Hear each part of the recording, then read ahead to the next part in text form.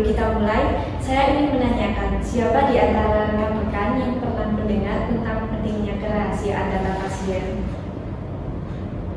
Saya sudah pernah mendengar, tapi belum terlalu paham. Saya juga, tapi ingin tahu lebih jelas. Baik, hari ini kita akan membahas hal itu secara lengkap, termasuk jenis data pasien dan bagaimana data tersebut dijaga agar tetap aman. Setiap pasien pasti ingin datanya aman dan privasinya terlindungi, bukan? Banyak kasus di mana data pasien bocor karena prosedur yang kurang tepat. Hal ini bisa membuat pasien cemas dan kehilangan kepercayaan terhadap rumah sakit. Iya, saya pasti khawatir kalau data saya sampai bocor. Dan bisa disalahgunakan oleh orang yang tidak bertanggung jawab.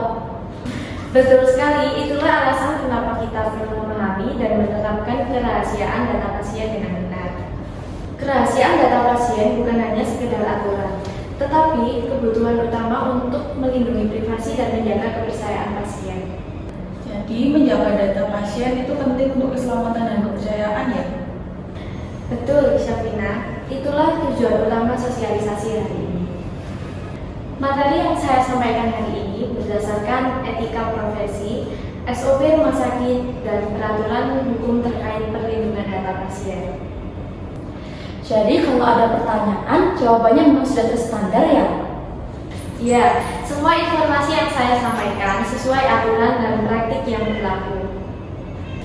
Data pasien meliputi identitas, riwayat penyakit, hasil pemeriksaan, dan informasi pribadi lainnya.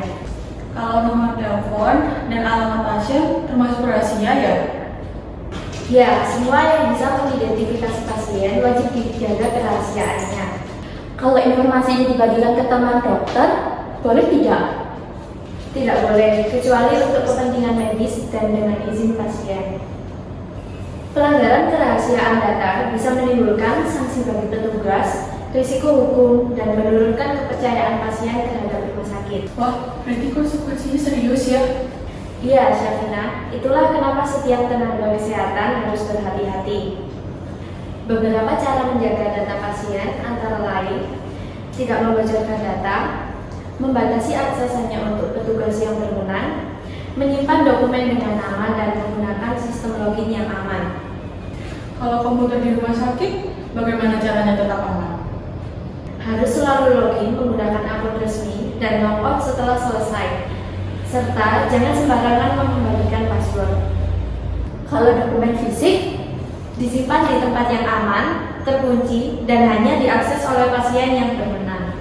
Rumah sakit juga memiliki SOP, sistem keamanan digital, dan pelatihan petugas agar data pasien tetap terlindungi. Jadi, kita bisa yakin data kita aman kalau prosedurnya benar. Betul, Syafina. Itu salah satu tujuan SOP dan pelatihan hari ini. Kesimpulannya, kerahasiaan data pasien adalah tanggung jawab semua tenaga kesehatan. Data pasien harus dijaga agar privasi terlindungi dan pelayanan tetap profesional. Jadi, kita harus lebih berhati-hati dalam menangani data pasien. siap, terima kasih penjelasannya. Mari kita semua berkomitmen menjaga kerahasiaan data pasien, patuhi aturan, dan bersikap profesional dalam bekerja. Terima kasih atas partisipasinya. Semoga informasi hari ini bermanfaat bagi kita semua. Amin.